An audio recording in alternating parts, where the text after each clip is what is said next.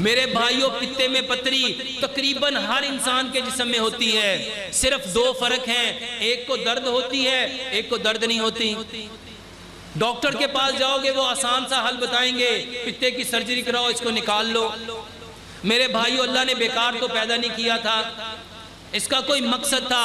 अगर आपके पित्ते में दर्द है पथरी की वजह से, एक गिलास पानी लो, उसके अंदर एक पूरा नींबू निचोड़ो, उसको अच्छी तरह गर्म करो और एक चाय वाला चम्मच उसमें जैतून का तेल मिलाओ, एक चम्मच शहद मिलाओ और मेरे भाइयों वो पानी पियो। पित्ते की पथरी का बेहतरीन इलाज है।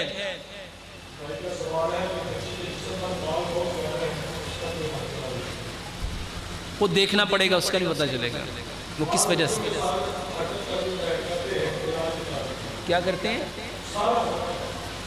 ये भी देख के पता चलेगा, ऐसे नहीं पता चलेगा इसका। मेरे भाइयों, हर्निया का बेहतरीन इलाज अल्हम्दुलिल्लाह मुझे काफ़ी सारे लोगों ने बताया कि डॉक्टर साहब वो जो आप हमें रुकू और सजदा लंबा करने का बताते हैं, अल्हम्दुलिल्लाह हमारे हर्निया में अच्छा खासा फ़र्क आया है। मेरे भाइयों, ये नमाज प्यारे पैगंबर जनाब मोहम्मद सल्लल्लाहु अलैहि वसल्लम ने, इब्ने माजा की सही हदीस है, आप सल्लल्लाहु अलैहि वसल्लम ने फरमाया नमाज में शिफा है। मेरे भाइयों, हर्निया का बेहतरीन इलाज रुकू लंबा करो। अगर किसी के गुर्दों में पथरी है, पथरी को तोड़ने का बेहतरीन इलाज रुकू लंबा करो, सजदा लंबा करो।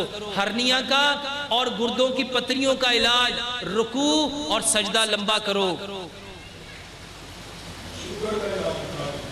मेरे भाइयों, YouTube में ये मेरा चैनल है डॉक्टर मोहम्मद शराफत अली, वहाँ पे मैंने शुगर का इलाज बताया है। अल्हम्दुलिल्लाह सुम्मा अल्हम्दुलिल्लाह बेशुमार लोग इससे मुस्तफ़ीद हुए हैं। उसमें पूरा लेक्चर बताया गया है कि हमें शुगर के मरीज़ों को क्या क्या करना चाहिए। वो उसमें से लेक्चर सुने इंशाअल्लाह, उसमें पूरी तफसील आपको मिल जाएगी।